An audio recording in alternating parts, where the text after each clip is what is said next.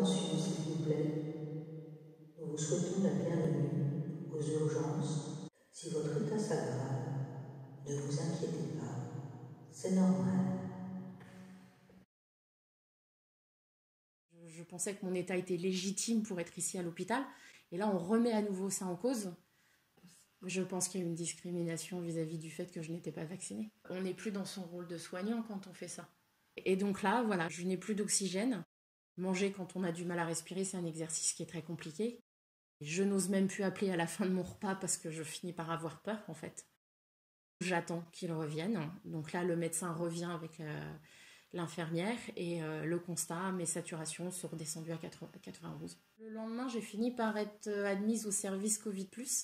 Quand je suis arrivée au service Covid+, j'osais même pas dire que j'étais pas vaccinée tellement j'avais peur que leur attitude change. Je me disais, elles sont gentilles, elles me traitent comme une vraie malade. Si je leur dis que je suis pas vaccinée, peut-être qu'elles vont changer d'attitude.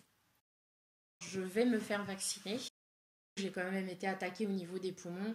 Je me dis que finalement, le vaccin, c'est peut-être ce qui me protégerait le mieux. J'ai toujours peur des effets secondaires. Je pense que j'aurai une meilleure prise en charge, effectivement, parce qu'on ne va pas me discriminer par rapport à ça.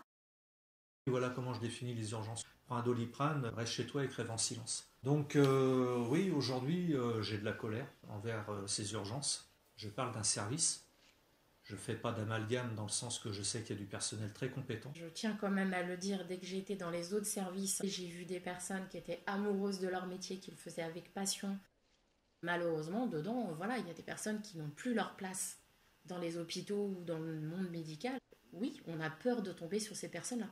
C'est plus seulement perte de confiance envers la médecine. Là, c'est carrément en l'être humain. Ce que j'ai du mal à admettre, c'est qu'on puisse mettre en bouc émissaire les non-vaccinés pour justifier du mal-être des soignants.